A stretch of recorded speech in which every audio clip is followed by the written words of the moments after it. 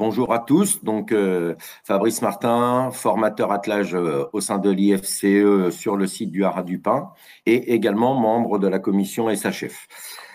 Cette présentation sur le circuit des 5 ans qualification 1, car si parmi vous, certains me connaissent, il y a de nombreuses années que je suis meneur en attelage, mais l'année dernière, ça n'a été en fait la première fois que je participais sur le circuit SHF avec cette jeune jument qui s'appelle Hydromel Noir IFCE, qui est une relève que je prépare pour la suite sur la compétition de haut niveau. Et donc, il était temps d'avoir cette expérience à ma charge et je voulais essayer de vous faire participer à cette expérience que j'ai vécue de l'intérieur, qui s'est soldée par un très bon résultat et par rapport à tout ce qui a été construit, essayer de vous en faire profiter au maximum. Ça se découpe en plusieurs points, qui sont les notions préliminaires, les embouchures et les attitudes, on va dire, attendues au niveau des épreuves dans ce qui concerne cette catégorie d'âge de chevaux et surtout sur la qualification 1. L'idée de cette webconf est de donner des informations qui permettent au mieux de préparer les jeunes chevaux d'attelage aux épreuves SHF, mais aussi des repères importants pour permettre au jeune cheval d'évoluer dans les meilleures conditions possibles. Les notions préliminaires. Et le point important, c'est l'échelle de progression. L'échelle de progression, elle est sur le guide fédéral, sur lequel vous pourrez la retrouver. Elle est aussi importante pour les chevaux que pour les cavaliers.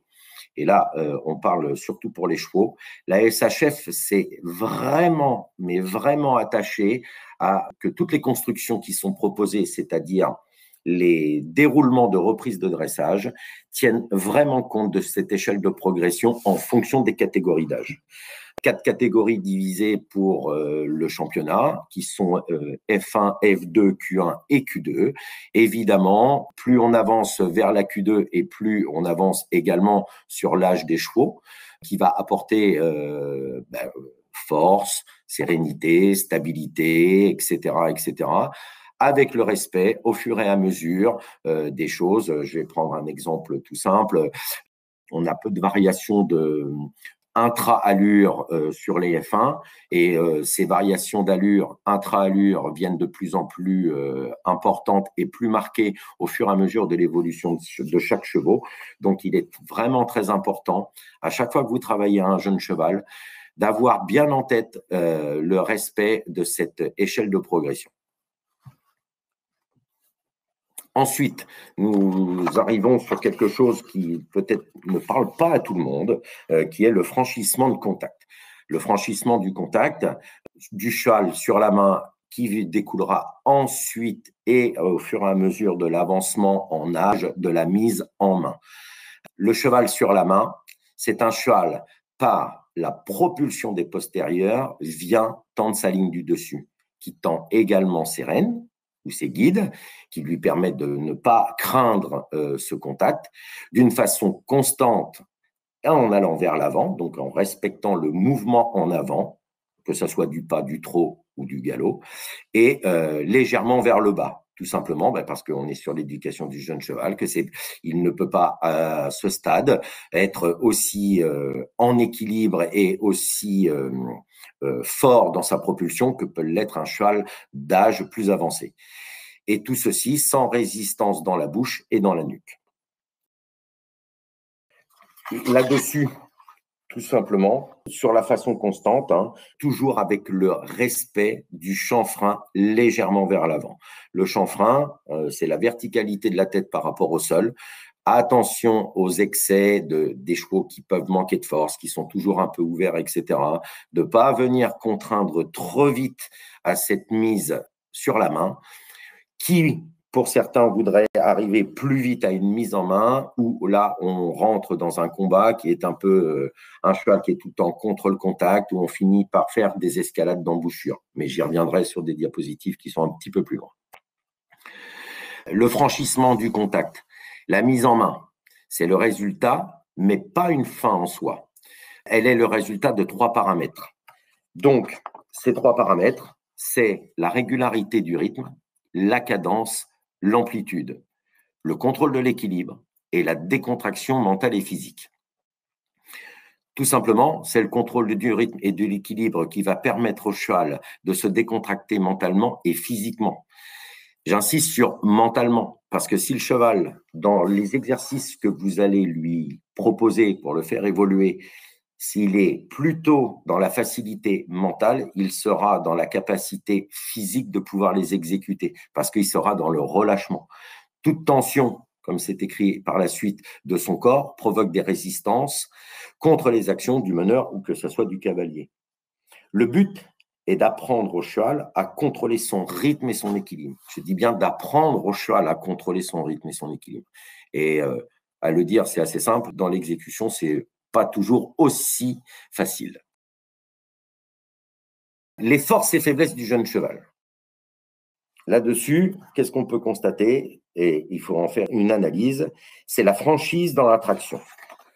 Un cheval qui reste droit, ce qu'on voit sur beaucoup de protocoles, que l'on appelle la rectitude, en traction. C'est ce qu'on souhaite, ce qui n'est pas toujours simple à pouvoir obtenir, mais ce sont des indicateurs qui doivent vous permettre de dire, à ce stade-là, mon cheval, par exemple, quand je suis sur une surface roulante, dans une attitude horizontale, c'est-à-dire pas dans un effort de montée, etc., mon cheval accepte de venir dans sa bricole et de partir sur une rectitude franche et décontractée. Ça veut dire quand même qu'on atteint déjà un cheval qui est en capacité de pouvoir aller dans le mouvement en avant sans trop de difficultés. Et ensuite, on le vérifie sur des terrains un petit peu moins roulants. La conjoncture actuelle nous fait que, avec les aléas climatiques, si on veut avoir des terrains réguliers, on arrive de plus en plus sur du terrain artificiel, donc du terrain sable. On sait très bien qu'une roulabilité sur un terrain sable n'est pas la même chose que sur un terrain en herbe avec des conditions météo bonnes, donc pas trop humides, de la fermeté de terrain qui va permettre aux chevaux de pouvoir évoluer confortablement. Mais tout ça, ça se prépare et ce sont des entraînements qu'il faut pouvoir apporter. Le maintien de l'équilibre dans les courbes également. Et comme je viens de le dire, le comportement selon les types de sol, plus ou moins roulant. Et tout ça, ça a une incidence sur le comportement du cheval. Donc, ce sont des choses qu'il faut évaluer, éviter de se faire piéger, parce qu'en fonction des concours que l'on va aller faire pour préparer notre cheval à la finale, on peut se retrouver sur des terrains différents, naturels, en herbe, artificiels, avec du sable, des carrières fibrées, des carrières non fibrées, des voitures qui vont être soit à bandage, soit en pneumatique. Il est clair que les pneumatiques sont beaucoup plus confortables à la traction que les bandages sur le sable. Tout ça, c'est des incidences qui, en fonction du matériel de chacun, on doit prendre en compte pour la préparation du jeune cheval. Adapter le travail du jeune cheval, le travail à pied, la longe et, dans la mesure du possible, le travail monté sont des transversalités qui permettent de faire évoluer le cheval dans sa compréhension de sa future discipline. Le travail attelé et monté en terrain varié a énormément d'importance. Quand c'est possible, essayer de trouver des montées et des descentes. Beaucoup de travail au pas pour les jeunes chevaux est le meilleur moyen de prendre le temps de muscler le cheval et de l'améliorer dans sa rectitude. Et puis, le travail de l'arrêt et de l'immobilité, aussi bien en montée et en descente, avec progression, sans se servir du frein petit à petit. Pourquoi? Alors moi j'aime à dire, mais ce n'est pas que de moi, dans la préparation, avoir un jeune cheval, et je vous le redirai tout à l'heure un peu plus loin, qui soit capable de tenir une immobilité un peu partout et un peu dans toutes circonstances, sans qu'il y ait forcément nécessité d'avoir quelqu'un à la tête, c'est quand même un gage de cheval serein dans ce qu'il est en train d'évoluer et de faire. On arrive ensuite sur embouchure et muserolle. Donc, cette image, pour bien vous montrer qu'aujourd'hui, pour le bien-être animal, il est très important de faire attention au réglage des muserolles. La muserolle est une contrainte en fonction déjà de sa hauteur et de son ajustement. Si un cheval lutte sur une action de main du meneur ou de cavalier à vouloir ouvrir la bouche, c'est clairement qu'il y a quelque chose de pas acquis. La solution de fermer plus la muserolle pour essayer de maintenir la bouche plus fermée pour pas que ça se voit, c'est une solution que je ne partage pas.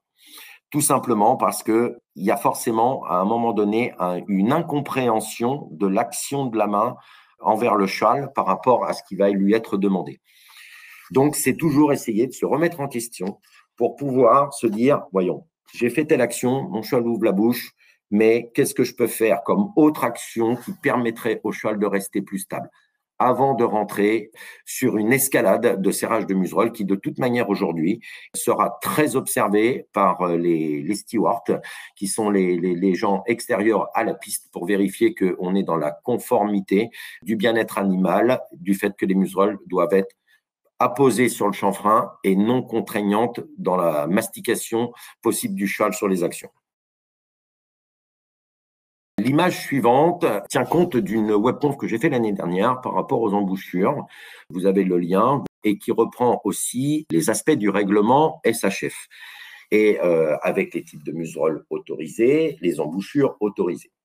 Il est spécifié dans le règlement SHF que le Liverpool, par exemple, donc mort à gourmette avec levier, autorisé jusqu'en deuxième passe, non autorisé sur la troisième passe.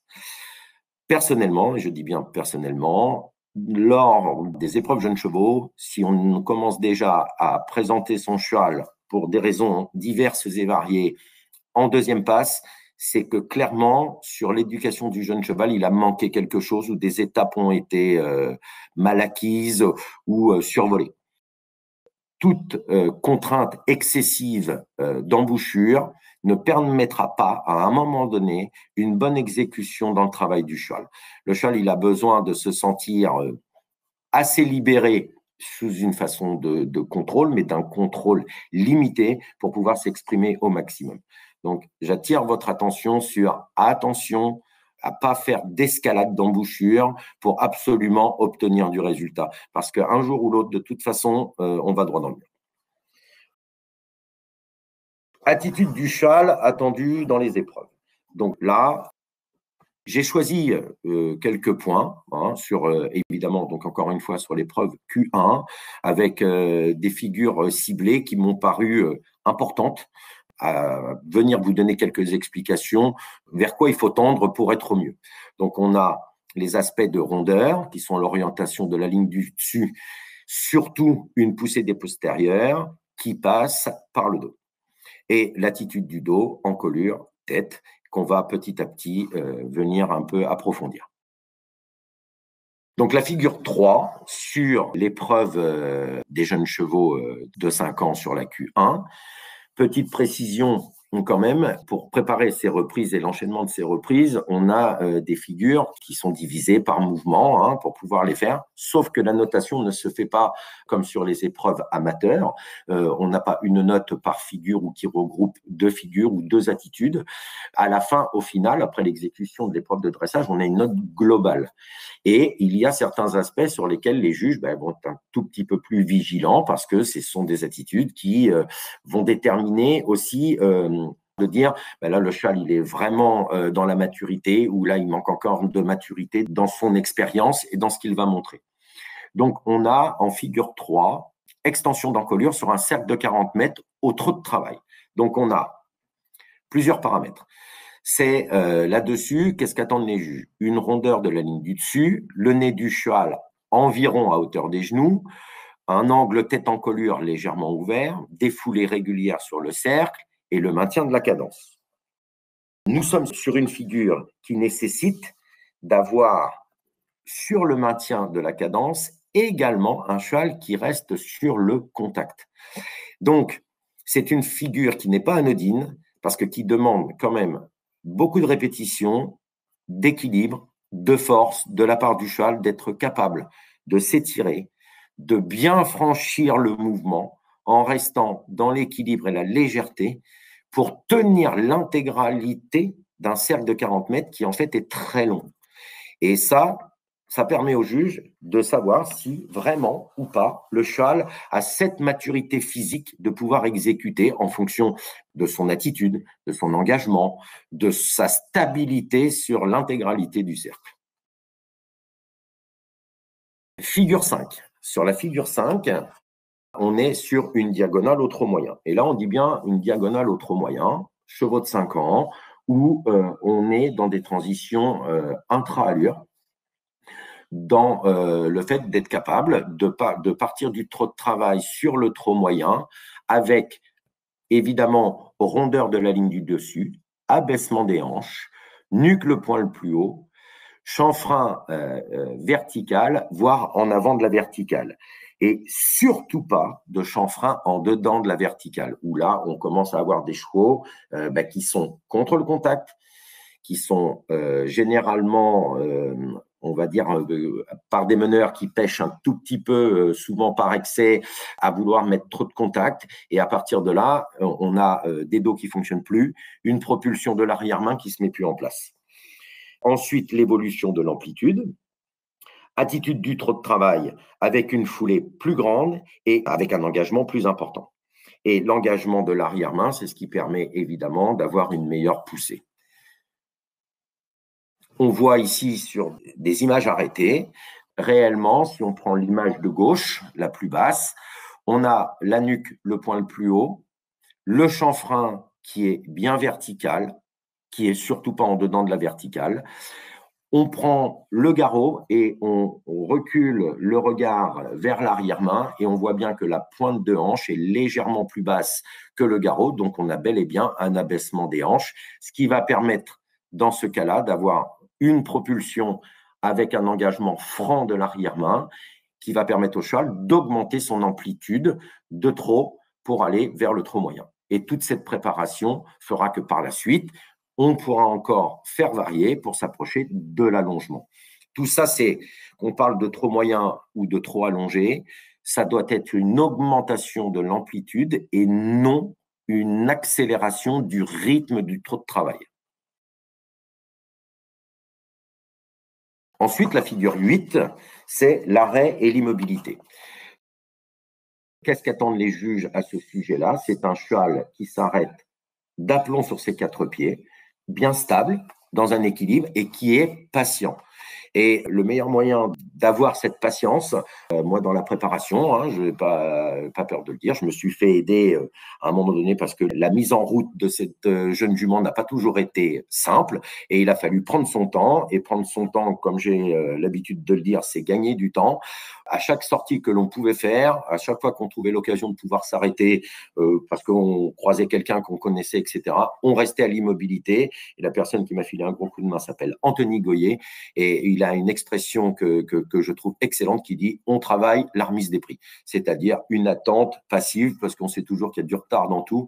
Et quand les chevaux prennent bien l'habitude de pouvoir s'arrêter sereinement un peu partout, sans personne à la tête, ça rapporte beaucoup de confort sur les exigences demandées au niveau des reprises.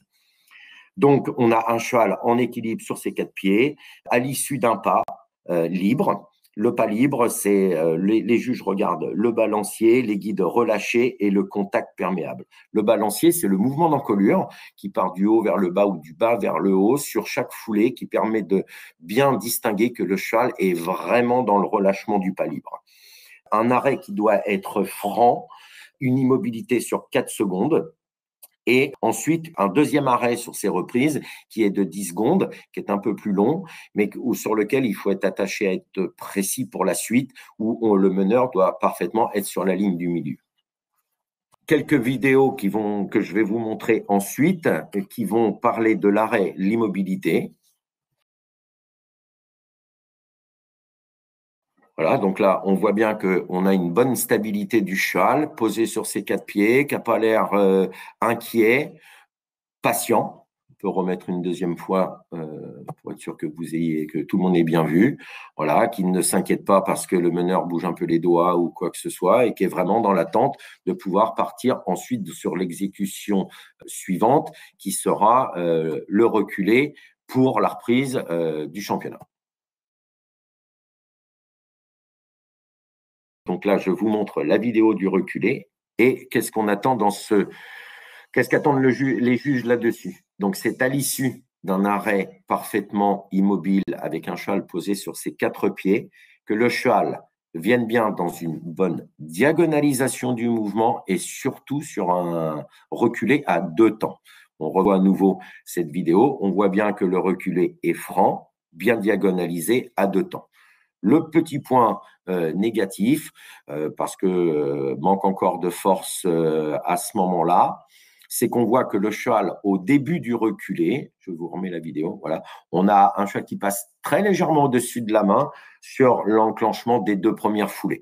Donc, là-dessus, ce n'est pas parfait. C'est déjà très bien parce que c'est diagonalisé à 2 temps, mais ce n'est pas parfait. Donc, voilà, à retravailler, à renforcer, à remettre un peu de force pour pouvoir améliorer tout ceci. Ensuite, on est sur la figure 11, une serpentine de 4 boucles. Les 4 boucles doivent être rigoureusement égales entre elles. Depuis qu'on sommes passés sur des carrières de 80, diviser en 4, c'est pas simple. On ne peut pas se retrouver pile dans l'axe de chacune des lettres, si ce n'est que la fin de la deuxième boucle, elle, par contre, doit pas impérativement passer en X. Qu'est-ce qu'on cherche sur ce mouvement? En tout cas, qu'est-ce que les juges cherchent sur ce mouvement? C'est la régularité de l'allure, l'équilibre latéral et longitudinal sur l'intégralité des 4 boucles, l'inversion des incurvations avant et après la ligne du milieu et l'engagement des postérieurs sous la masse. Pour, en image, illustrer la serpentine de 4 boucles, j'ai choisi 2 images à arrêter, qui sont des images et des photos qui sont issues de la finale des jeunes chevaux de 5 ans, pour vous montrer que dans les courbes, la première photographie qui est à gauche, on voit le cheval avec un fort engagement du postérieur gauche sous la masse, au contact de sa guide extérieure, sur une légère incurvation gauche et dans une propulsion franche et forte de l'arrière-main. Un peu moins de relâchement sur l'image de droite sur la guide intérieure, parce que certainement manque un petit peu de préparation à ce moment-là, mais un équilibre très juste avec un bon engagement du postérieur intérieur également. Voilà ce dont les juges s'attacheront à bien regarder, qui leur permettra de savoir s'il y a une maturité nécessaire dans le travail par rapport au cheval, et c'est ce qui fait là aussi la différence sur la note finale. Alors, ce qu'il faut retenir. Les grands principes de l'équitation, qui sont les grands fondamentaux, j'ai rien inventé, le calme, la décontraction, en avant et droit. Prendre le temps de bien préparer. Il faut avoir un cheval qui soit bien musclé pour lui faciliter la tâche dans l'exécution de ce qu'on va lui demander. La musculation, ça prend du temps à fabriquer et il faut se donner le temps de le faire. D'avoir un cheval décontracté en toutes circonstances, et ça c'est pareil, et à chaque fois, ne pas avoir peur de se remettre en question pour essayer de comprendre pourquoi ça manque de décontraction, quelles sont les étapes qu'il serait plutôt nécessaire de refaire pour essayer de gagner du temps. Et faire et refaire, c'est gagner du temps, parce que la construction du jeune cheval, c'est l'avenir. Et donc, il faut vraiment prendre le temps de faire évoluer toutes ces choses. Éviter les répétitions excessives en carrière, surtout pour le moral du jeune cheval. C'est comme les enfants qui sont à la maternelle. On a des moments de concentration qui sont réduits et donc il faut essayer de les capter. Quand on voit que cette concentration commence à diminuer, il ne faut pas se faire insistant, il faut partir sur autre chose. Moi, je suis pour privilégier le maximum de travail en extérieur, tout simplement parce qu'on utilise la topographie avec les montées, les descentes, qui vont aider à la prise de masse. La prise de masse, c'est la musculation. Et surtout, dans la mesure du possible, être diversifié. Encore une fois, comme le terme que j'ai employé tout à l'heure, les transversalités, pouvoir monter pour les personnes pour qui ça peut le permettre, le travail en liberté pour tout ce qui est connexion et compréhension des codes vocaux, le travail à la longe, les longues graines, etc., etc. Et j'en aurais terminé en vous disant que pour aller un peu plus loin, voilà différents liens qui viennent compléter, qui peuvent enrichir tout ce qui a été présenté, parce que c'est une continuité dans l'apprentissage avec des commentaires qui sont très riches pour pouvoir faire comprendre à tout à chacun vers quoi il faut tendre pour avoir un cheval d'avenir grâce au bon circuit SHF. Voilà, j'en ai terminé. Merci de votre attention